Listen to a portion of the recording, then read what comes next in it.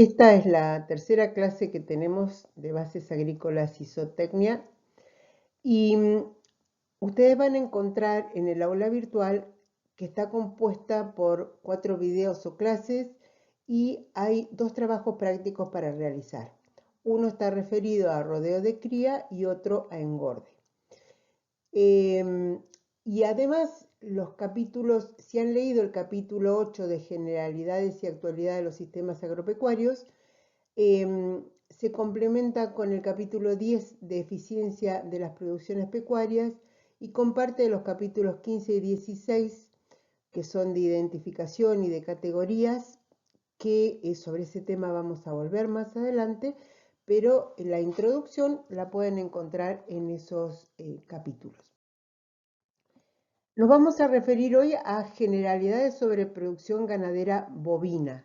Si ustedes prestan atención, nosotros venimos intercalando clases sobre sistemas productivos con clases sobre factores abióticos que influencian la producción pecuaria. O sea, vimos una clase de clima en la segunda reunión. Vamos a ver generalidades sobre producción ganadera bovina ahora y seguimos con agua y con suelo para intercambiar así capítulos o clases referidas específicamente a producción animal y otras a los factores que influencian esa producción animal. Tomamos la ganadería bovina como representativa de esta región, pero más adelante vamos a hacer hincapié sobre otro tipo de producciones.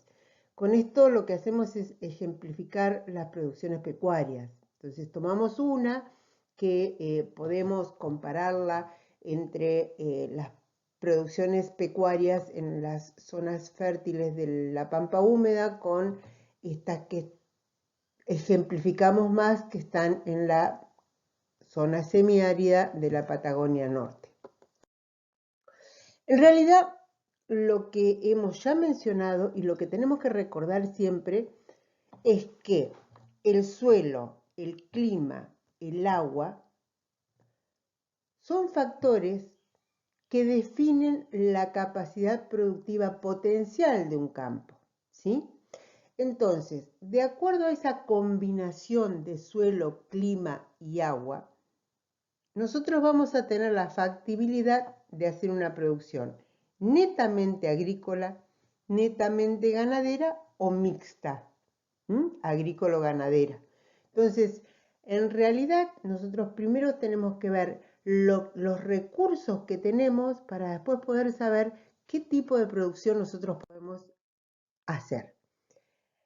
Si voy a ponerles un ejemplo, nosotros si analizamos en un determinado lugar el clima y el suelo y vemos que tenemos un régimen de lluvia fantástico, entonces uno cuando ve esos registros de lluvia, lo primero que piensa, bueno, es muy factible que podamos hacer agricultura, ¿sí? Sin embargo, los suelos no todas las veces permiten hacer agricultura aun cuando yo tenga un régimen de lluvia adecuado. ¿Por qué? Por ejemplo, si tuviera un drenaje impedido, o sea, un suelo que no drena, un suelo que no percola y por lo tanto retiene agua, hace charcos, en ese suelo no se va a poder hacer agricultura, porque los cultivos que pongamos se van a estropear. Entonces, la combinación aparentemente buena no es tan buena porque el suelo no permite que el agua drene, la acumulación de agua estropea los cultivos y entonces ese tipo de campos tienen que estar destinados a la ganadería y no a la agricultura. Entonces, como esos miles de ejemplos, pero la combinación del clima y los suelos, la mayoría de las veces condiciona lo que nosotros podemos hacer en determinado lugar. Cuando nosotros pensamos en aquellas zonas en que el clima, el suelo, la disponibilidad de agua no nos permite hacer una agricultura, esas zonas pueden ser muchas veces destinadas a la ganadería. Cuando se hace ganadería, uno puede hacer diferentes cosas. Puede hacer cría, O sea, puede hacer invernada o engorde o puede tener producciones mixtas. Nosotros ahora vamos a comenzar a ver cómo es un rodeo de cría ejemplificado en vacunos, qué tipo de cosas hay que tener en un campo para poder hacer ese tipo de producciones, cuál es la eficiencia, cómo se mide la eficiencia de un rodeo de cría, y después vamos a ver que todos o parte del resultado de la cría puede ser destinada a otra parte de la cadena productiva, a otro escalón de la cadena productiva, como puede ser la invernada o el engorde. En algunos lugares se hace cría exclusivamente. En otros lugares se compra el producto de la cría, o sea, el ternero o ternera, y se hace invernada, una recría, y se puede llevar a engorde. ¿Sí? Y en otros lados se hace un ciclo completo. Se comienza por tener las madres, se hace una cría, se recría el ternero y se engorda. Entonces, en ese caso, las producciones son mixtas. De acuerdo a las zonas, yo voy a tener un tipo de alimentación disponible. Entonces, la alimentación que yo necesito para tener una producción netamente de cría es totalmente diferente a la alimentación que se necesita para la terminación o para el engorde. No vamos a entrar en detalles. Ustedes, el próximo cuatrimestre o uno más, van a tener una materia que se llama nutrición animal, a donde van a trabajar qué tipo de cosas le tienen que dar a los animales en determinada etapa de su desarrollo para que esa etapa finalice con éxito y se pueda entrar en la otra etapa. Pero entonces, no es lo mismo hablar de cría que hablar de un sistema de terminación o engorde. Por eso volvemos a esos mapas de la República Argentina, a donde nosotros tenemos diferentes zonas productivas. La región pampeana, que ya la habíamos nombrado como una región muy buena, muy fértil, pero que como sus aptitudes para la agricultura son también muy buenas, la agricultura ha desplazado a la ganadería. Y después tenemos el noreste, el noroeste, la región de Cuyo, la región patagónica, y en todas esas regiones se puede hacer cría, ¿sí? No en todas podemos hacer engorde a campo.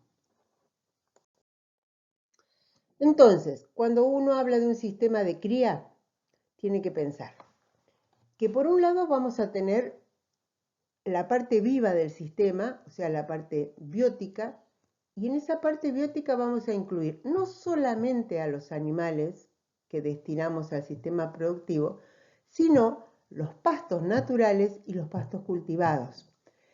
Ya comentamos, la mayoría de los animales que se destinan a la producción agropecuaria son animales herbívoros, por lo tanto, necesitan comer pastos. Si esos pastos están en el campo en forma espontánea, son los pastos que llamamos pasturas naturales, y en otros casos los pastos deben ser cultivados, sembrados y cultivados para que puedan alimentar animales. Entonces, esa sería toda la parte viva del sistema, ¿sí? Los pastos naturales, los pastos cultivados, los animales que vamos a tener en ese sistema. Y por otro lado, en ese sistema de cría vamos a tener que considerar también los factores abióticos, o sea, la parte inanimada. El suelo lo venimos nombrando, el agua lo venimos nombrando y lo vamos a nombrar en las próximas 2 clases, pero también hay instalaciones que nosotros tenemos que tener. Tenemos que tener alambrados, tenemos que tener aguadas, tenemos que tener mangas, corrales, etc. Porque ya hemos superado esa etapa que les conté con anterioridad, en la cual nosotros, la República Argentina tenía vaquerías, solamente animales sueltos que se carneaban a campo y se aprovechaban muy poco. Entonces, hoy en día tenemos campos, propietarios de rodeos, y todo eso tiene que estar delimitado. Al estar delimitado y controlado, también tiene que estar controlada la provisión, por ejemplo, de agua. Y también tienen que estar las instalaciones para poder manejar esos animales en un corral, por ejemplo. Entonces, volvemos a lo que nombramos al principio cuando definíamos sistemas. Hay componentes endógenos que son los componentes animados e inanimados. También las técnicas son endógenas, ¿sí? Porque se deciden. El manejo es endógeno, es propio del sistema productivo porque lo decide el administrador, la persona que lleva a cabo la producción, el dueño. Pero hay otros factores que son exógenos, factores que son ajenos netamente a la producción, pero que marcan determinadas pautas que influencian el tipo de producción y el resultado y la eficiencia de esa producción, como el mercado, el precio y el clima. Por eso vimos una clase de clima, por eso vamos a volver sobre los precios y los mercados hacia el final de la materia. Vamos ahora a dedicarnos a analizar cómo está formado un rodeo de cría bovino, ¿sí? Tenemos toros, vacas, vaquillonas y el producto, la progenie, son terneros y terneras. Afortunadamente son polígamos los bovinos, o sea, no necesitamos tener un toro para cada vaca. En los sistemas productivos, la poligamia es uno de los factores que ayuda a poder manejar el sistema con menos machos sobre una cantidad determinada de hembras. ¿Cómo se calcula la cantidad de toros, de toros padres en un rodeo de cría? Generalmente entre 3 a 7 cada 100 vacas. ¿Por qué esa variación de 3 a 7? Si nosotros tenemos potreros chicos, aguadas cercanas a los puntos, o sea, como punto de encuentro fácil de alcanzar, si nosotros tenemos sombras, si tenemos determinadas características que hacen que el rodeo se encuentre fácilmente, la cantidad de toros cada 100 vacas va a ser menor. Si nosotros tenemos potreros muy grandes, a donde en realidad los encuentros son fortuitos y no es tan simple encontrarse al mismo tiempo los toros y las vacas cuando después tienen que salir a buscar comida y tienen que caminar 7 kilómetros. Entonces, la cantidad de toros para servir a las vacas va a depender de ese tipo de características y son a veces características manejables. En cuanto a las vacas, a las madres, hay diferentes estados de una vaca que pueden definirse como: la vaca puede estar preñada, puede estar esperando una progenie, puede estar vacía cuando no está preñada, ¿sí? Puede ser que a su vez la vaca esté lactando, le esté dando leche a su ternero, o que la vaca esté seca, no esté produciendo leche. Y puede haber una combinación de todo este tipo de cosas. La vaca puede estar preñada, esperando su próximo hijo, pero lactando el hijo de la temporada anterior. Puede estar preñada y puede estar seca, o sea, no está lactando. Puede estar vacía, o sea, puede no estar esperando otra progenie y estar lactando al ternero que ya tiene, y puede estar vacía y seca, ni una ni la otra, ¿sí? Ni está preñada ni está lactando. Y hay algunas características de vacas que son las vacas que acá pues llamamos machorras, que son vacas que no se alzan, vacas que no quedan preñadas, por lo tanto tampoco ni se preñan ni lactan, ¿sí? Entonces, en general las combinaciones son varias. En un rodeo de cría efectivo, lo que se pretende es tener una vaca, un ternero por vaca por año. Y bueno, no es exacto, pero supongamos una gestación de 9 meses y un destete de un ternero a los 6 meses, implica que cuando la vaca aún no ha terminado de dar de tomar al ternero que tiene, ya está preñada. O sea, si uno quiere tener un ciclo tan eficiente como el que les comenté recién. Entonces, hay todo un periodo entre el cortejo del toro a las vacas y el momento en que la vaca tiene su ternero y muy probable que esa vaca con ese ternero ya está lactando y es muy probable que esa vaca tiene un buen estado corporal, esté también preñada, ¿sí? Para poder completar un ciclo de un ternero por vaca por año, lo cual eso es lo ideal, ¿sí? Ahora hay una categoría dentro de las hembras que se llama vaquillonas. Las vaquillonas, cuando tenemos una cría, un ternero, una ternera, hasta el año, desde un año de edad hasta la primera aparición, ¿sí? Se llama vaquillona.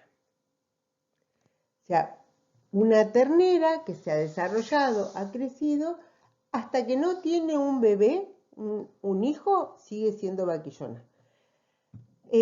Hay vaquillonas que no están destinadas a ser madres a futuro, son vaquillonas de consumo que van a ir a faena y generalmente se llama vaquillonas de consumo a hembras que tienen entre 300 y 320 kilogramos. Entonces, la vaquillona puede ser para consumo, o sea, puede estar destinada a faena, puede estar preñada, va camino a ser una vaca, o puede ser de reposición, quiere decir que es una ternera que se está criando, protegiendo para que sirva de reposición para las vacas que van a salir de servicio. Recuerden cuando hablábamos de porcentaje de faena, que siempre hay un porcentaje de hembras que deben dejarse para reposición o que deben comprarse para reponer la cantidad de hembras que salen del servicio por diferentes cosas, por edad, por enfermedad, por lo que fuere. Entonces, de esa manera definimos vaquillonas diferenciándolo de las vacas. Las vacas son aquellas que ya están teniendo cría, las vaquillonas son hembras hasta el momento que tienen su primera aparición. Muchas veces se llama vaquillonas de segunda aparición también a las vacas que van a tener su segundo ternero. Pero en general, cuando tienen progenie, ya son vacas. Y las crías, terneras o terneros, tienen diferentes etapas de desarrollo. Los terneros que están al pie de la mamá son mamones, ¿sí? Son los terneros que están lactando y que normalmente son terneros que se alimentan mayoritariamente de leche al principio, que comienzan a comer y comienzan a cambiar su actividad o a activar su rumen, y entonces cuando el ternero alcanza un determinado desarrollo, ya puede ser sacado de al lado de su madre, que va a poder comer por sí solo y alimentarse. Entonces, el momento en el cual uno separa al ternero de su madre se llama destete. Ese destete puede ser de 6 meses, de 8 meses, de 9 meses, y puede ser un destete muy precoz cuando tenemos, por ejemplo, condiciones de sequía, que entonces, como amamantar significa un gasto energético para la vaca, cuando no hay comida, lo que se trata de hacer es quitarle ese ternero chico, alimentarlo de alguna otra manera, suplementarlo, para que esa mamá pueda utilizar todo el alimento que come para su propio sustento y no perder la madre, que es la base de un sistema de cría, ¿sí? Entonces, ternero de destete y terneros de recría. Los terneros de recría son aquellos que se han destetado y o se conservan en el campo en otro lugar para darles más peso, o se venden los terneros de destete y van destinados, por ejemplo, a un encierre corral y se hace una recría, o sea, todavía están creciendo hasta que llega el momento entonces que van a engorde, en el cual uno no quiere ponerle más tamaño, sino que quiere ponerle determinada grasa al animal. Entonces, los terneros de recría pueden ser novillitos o pueden ser toritos, y los terneros de recría, si son hembras, pueden ser vaquillonas, que ya dijimos que algunas pueden ser destinadas a faena. Los novillitos son los terneros machos que han sido castrados y los toritos no son castrados y generalmente ahora se los denomina como macho entero joven, cuando no han sido castrados y son utilizados en la recría y después en el engorde así enteros. Les pongo esa foto simplemente para que sepan que a campo también suceden algunas cosas, como por ejemplo, no necesariamente los terneros se hace un destete precoz, sino que a veces en determinadas juntadas y en determinados momentos, en este caso específico en una gran sequía, las juntadas son difíciles y muchas veces las vacas simplemente cuando las se sueltan se van y dejan el ternero. Entonces, en algunos casos o cuando las vacas son muy ariscas pueden irse y dejar los terneros alrededor de un corral y entonces quedan esto que llamamos los terneros guachos, que estos venían de un campo de meseta. Me los trajo mi hijo un campo de valle y obviamente si ven la foto inferior no solamente se alimentan de pasto, sino que darles un sustituto lácteo para que ellas puedan continuar su desarrollo. Pero estas cosas suelen pasar principalmente en las épocas de crisis en las producciones. Y bueno, un rodeo de cría, cuando nosotros lo vemos así, podemos analizar determinadas cosas. Esto es simplemente para decirles que mirar un corral ayuda a saber en qué estado en general está el rodeo. Ya fíjense que son vacas que están muy tranquilas, a ninguna se le ven mucho los huesos. Esta puede ser la que está al costado a la izquierda, que tiene una punta de un hueso visible, puede ser una vaca más vieja, pero el resto son vacas que están en general en un buen estado corporal.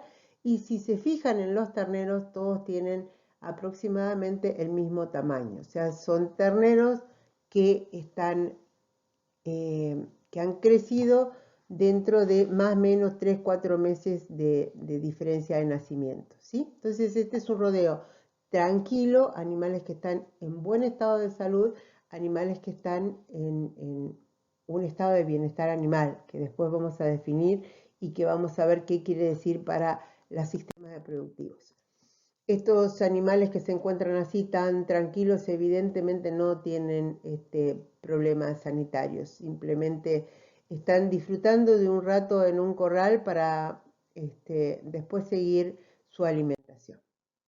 Y cuando uno los ve así tan tranquilos, vamos a ver que generalmente no se echan del todo para dormir, están en el estado que se veía la vaca que vimos en la diapositiva anterior, y si uno se fija hay un movimiento continuo en la boca porque están haciendo una rumia, ¿sí? Los bovinos tienen un sistema digestivo con rumen, o sea, con divisiones de cuatro lugares en el sistema digestivo que realizan diferentes procesos, y uno de los procesos de la rumia es la regurgitación para volver a salivar y masticar algunos trozos del material vegetal que han ingerido. Entonces eso es parte del proceso. Este tipo de procesos lo van a ver en otras materias, pero simplemente la observación de un corral, animales tranquilos, haciendo este tipo, es una etapa de su digestión. No están así simplemente porque están gastando el tiempo, simplemente están haciendo una etapa de su proceso de alimentación.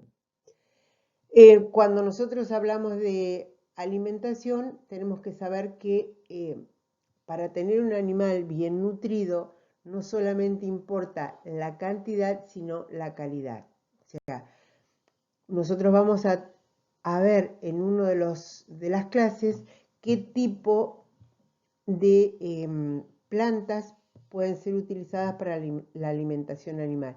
Y después vamos a ver que algunas plantas son cultivadas también para la alimentación animal, y no solamente cultivadas, sino que muchas veces son empaquetadas o guardadas o almacenadas para poder usarlas en época de menor disponibilidad de alimento para los animales. Entonces, siempre hay que pensar, los animales necesitan para nutrirse calidad y cantidad, ¿sí?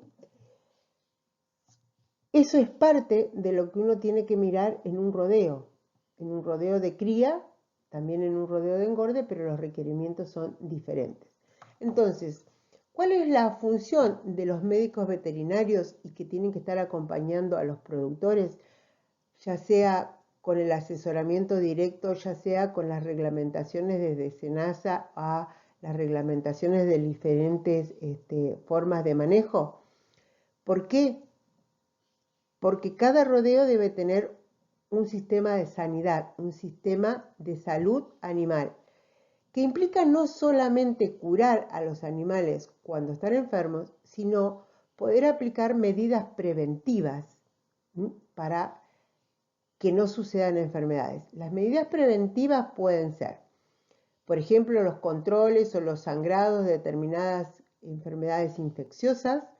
En este momento, por ejemplo, en esta región se está haciendo el sangrado para determinar qué campos están libres totalmente de brucelosis. También hay sistemas de vacunación. Cuando nosotros éramos zona libre de aftosa con vacunación, teníamos una reglamentación de vacunación antiaftosa. Pero el médico veterinario, además de aplicar todo este tipo de cosas, también puede estar involucrado en lo que es los complementos nutricionales, la forma de administrarlos, otro tipo de control de plagas y asesorar a los productores qué es lo que necesita para que un rodeo tenga una buena eficiencia. ¿Qué quiere decir todo esto que estábamos juntando hasta este momento?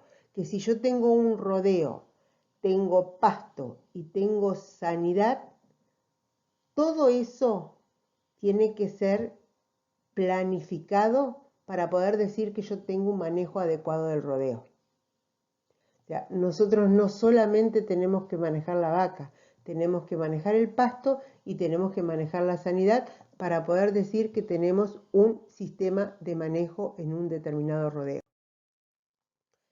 Ese sistema de manejo implica, por ejemplo, que en un rodeo de cría yo tengo que definir, por ejemplo, la época de servicio, la época de apareamiento, la época en la cual van a estar los toros con las vacas.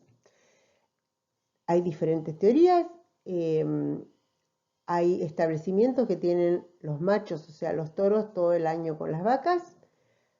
Por condiciones naturales climáticas, generalmente los rodeos o los servicios se producen siempre en la misma época, pero si uno tiene los toros todo el año, muy probable que tenga terneros todo el año. Por más que la mayoría nazca en un determinado momento, puedes tener terneros todo el año.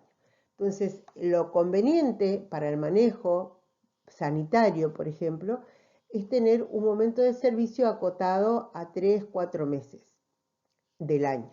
Entonces, quiere decir que hay que planificar cuándo vamos a juntar los toros con las vacas y cuándo los vamos a retirar.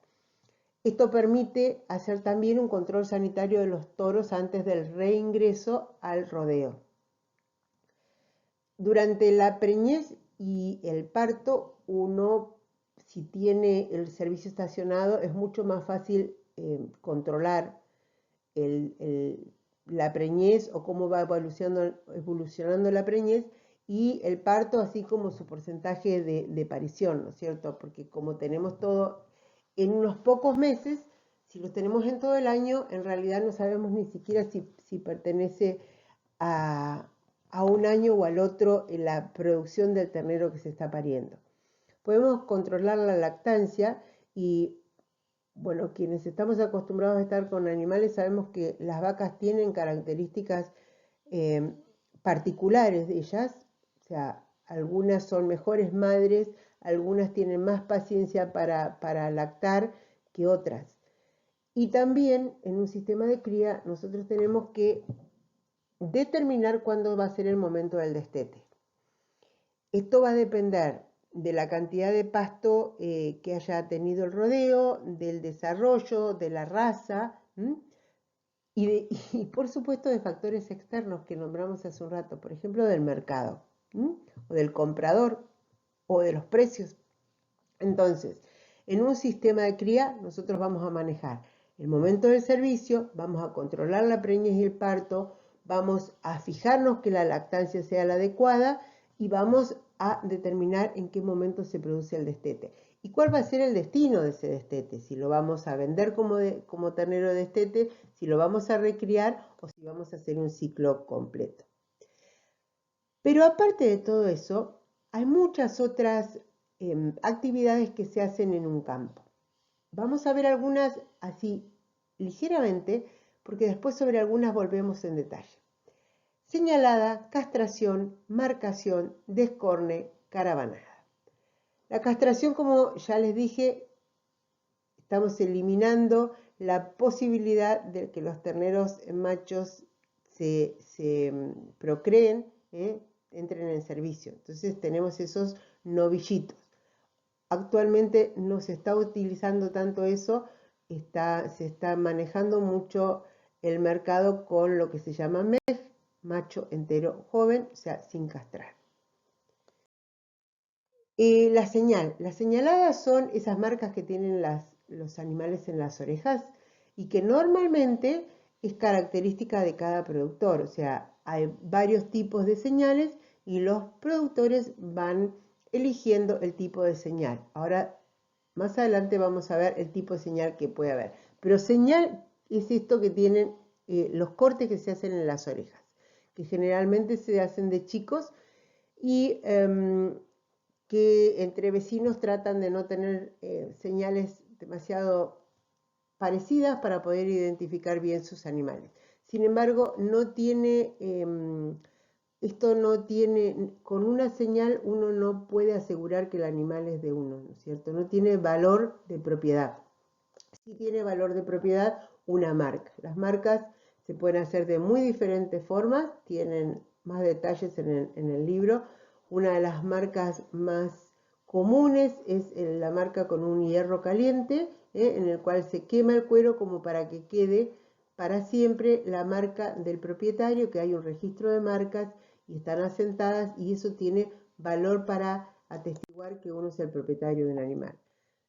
Otro tipo de actividades que se hacen son el descorne, por ejemplo, cuando los animales no son animales que no tienen cuernos, generalmente por facilidad de trabajo, por seguridad de los que trabajan, por el propio animal de acuerdo al tamaño de la cornamenta o por evitar problemas de que los cuernos se doblen y se metan en la cabeza, se hacen diferentes tipos de cortes.